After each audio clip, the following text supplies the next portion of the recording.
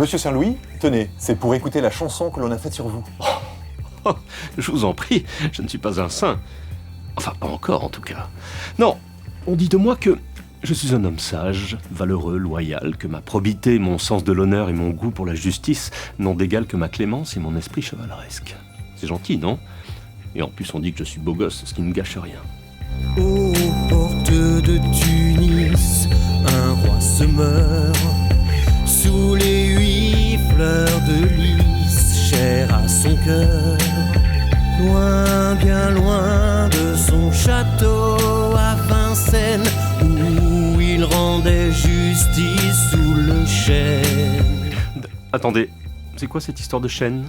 Vous croyez que j'ai rien d'autre à faire que traîner sous un chêne? Vous me prenez pour un gland ou quoi? Dans ma vie, j'ai écrasé le roi d'Angleterre, j'ai fait 2 croisades et j'ai maté les seigneurs féodaux qui n'arrêtaient pas de se rebeller. Oui, rien que ça. Et j'ai pas passé mon temps à squatter un chêne à Vincennes. Faut pas pousser quand même. Sa mère blanche de Castille lui a transmis rigueur et foi qui l'ont conduit toute sa vie. Grâce à elle, il a lancé vers le ciel les cathédrales et la Sainte-Chapelle. Oh, maman, c'est grâce à elle et à sa sévérité que j'ai la foi chevillée au corps.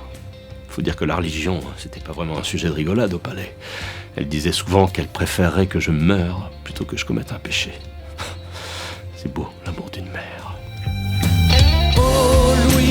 Soldat du Christ, roi de justice, devient Saint-Louis.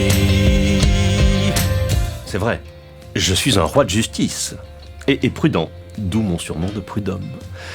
Comme je dis toujours, s'il y a querelle entre un pauvre et un riche, soutiens de préférence le pauvre jusqu'à ce que tu saches la vérité. Et là, en général, tu punis le pauvre. Mais pas toujours. Quand Enguerrand de Coucy, oui, le fils du vieux Enguerrand de Coucy, copain de papy Auguste, a fait pendre 3 jeunes gens qui avaient braconné sur ses terres, et je lui ai collé une sacrée amende. Paf! Il a dû vendre toutes ses propriétés familiales pour réussir à cracher au bassinet. Et en prime, je l'ai envoyé quelque temps en Terre Sainte, pour une petite croisade. On rigole plus avec la justice royale. Désormais, la loi, c'est moi. Enfin, c'est le roi, quoi. À présent, ses yeux se ferment, malgré lui. Mauclair et le roi d'Angleterre sont soumis. L'ordre a vaincu le chaos d'autrefois. Plus de cathares, plus d'albigeois. Que restera-t-il de moi, se demande-t-il. Ai-je vraiment été un bon roi juste et utile? Ai-je vraiment été un bon roi juste et utile? Alors là, vous voyez cette question, c'est vrai que je me la pose souvent. Est-ce que je fais mon maximum pour être le meilleur roi possible et renforcer ma lignée? Bon, déjà côté descendance, avec les 12 polichinelles que j'ai collées dans le tiroir de ma belle Marguerite de Provence, normalement on devrait être tranquille pour plusieurs générations. Et ça c'est important, dans une dynastie. Et côté réputation aussi, j'ai pas mal assuré. Surtout au niveau religieux. Ah bah oui, la canonisation, ça c'est plutôt canon. Je vous le fais pas dire. S'il se décide un jour à me canoniser à Rome, ce sera du plus bel effet pour le prestige du royaume et celui des Capétiens. Avec le cachet de la sainteté, on n'a pas fini d'avoir des Louis parmi les rois de France. C'est moi qui vous le dis. Avec Louis IX, à la fois roi de justice et roi juriste, le royaume se dote d'une véritable structure administrative et juridique, encadrée par la grande ordonnance de 1254 qui réglemente tous les aspects de la vie sociale. Sa canonisation en 1297 fait de lui un élément central de la monarchie de droit divin. Sa participation à la 7e croisade de 1248, pour laquelle il fait construire le port d'Aigues-Mortes, se termine par une période de captivité de plusieurs années. En 1270, il se lance dans la 8e croisade, mettant le siège devant la ville de Tunis, où il mourra après avoir contracté la dysenterie. Cette croisade sera la dernière. Saint-Louis fut certainement le souverain le plus prestigieux et le plus aimé de son époque, en raison de sa foi profonde et de son sens de la justice.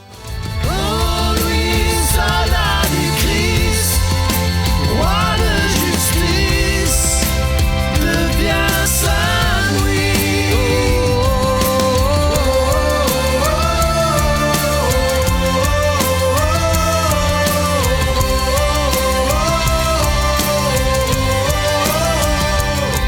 Eh bien, bravo.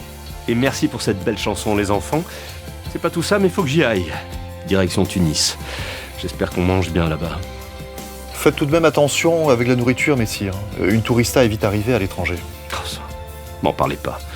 Déjà que j'ai l'estomac fragile depuis mon voyage en Égypte. Bon on vous dit merde alors. Merci.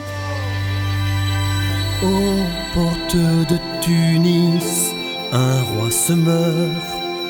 En l'an 1270, un saint rejoint son créateur.